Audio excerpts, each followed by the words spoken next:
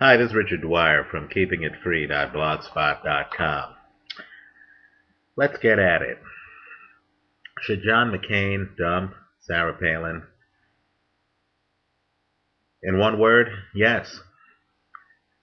At this point, Sarah Palin has actually become a drag on the ticket. John McCain, quite frankly, is running out of time. She was a base pick designed to appeal to the social conservative base of the Grand Old Party. And this simply is not a base election. John McCain already will win most of the South. The only southern states that are in doubt are states like Florida, which isn't a socially conservative state, and states like North Carolina and Virginia.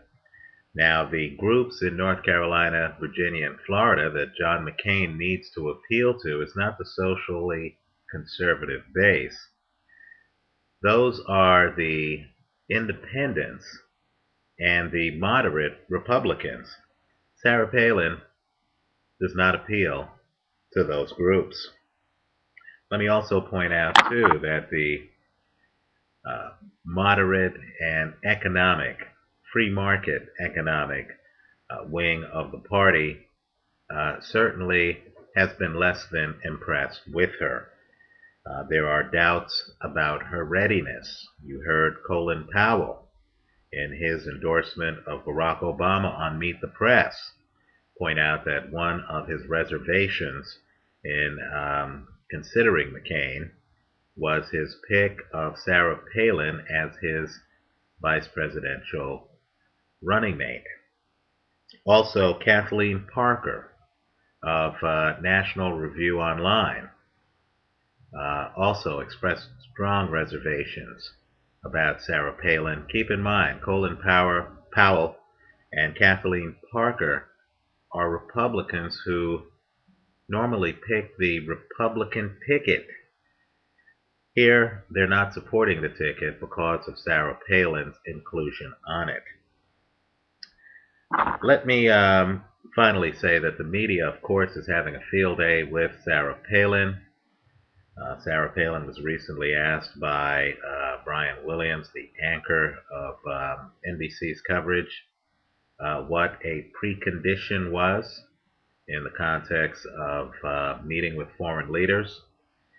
That's the kind of insulting question that is never asked a serious candidate for either the presidency or the vice presidency of the United States. Of course, there was the Katie Couric debacle where Katie Couric kept asking Sarah Palin the same questions, apologetically saying that she did not mean to be rude. And of course, those questions were basic questions, such as what newspaper Sarah Palin reads. And of course, no coherent answer was forthcoming.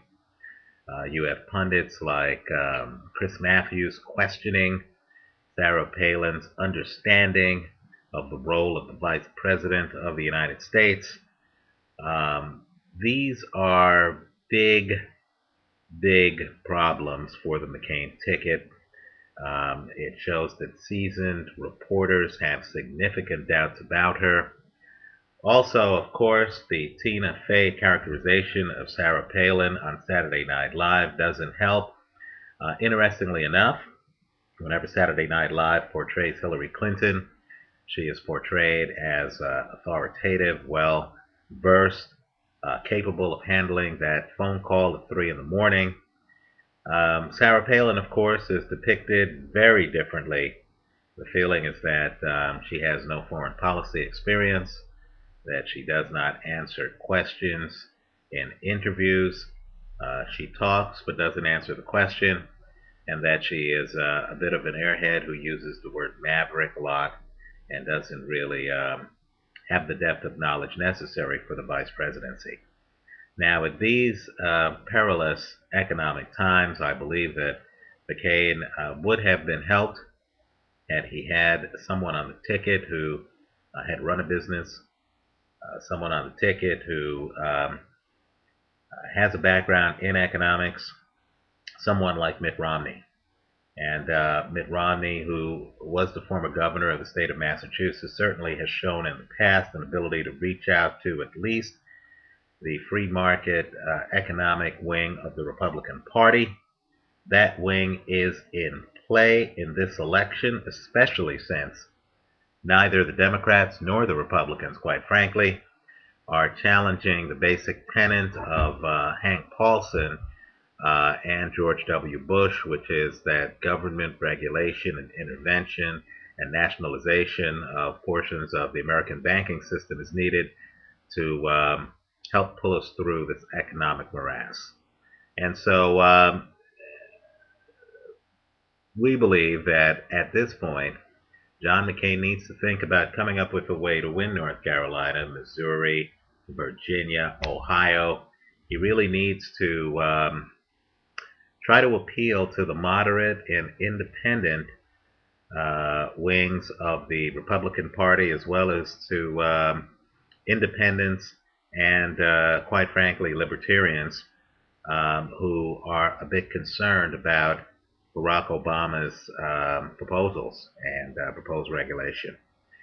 I don't believe that Sarah Palin is the running mate to do that. Mitt Romney would be a better choice, while, of course, McCain would risk looking desperate in changing course following the vice presidential uh, debate.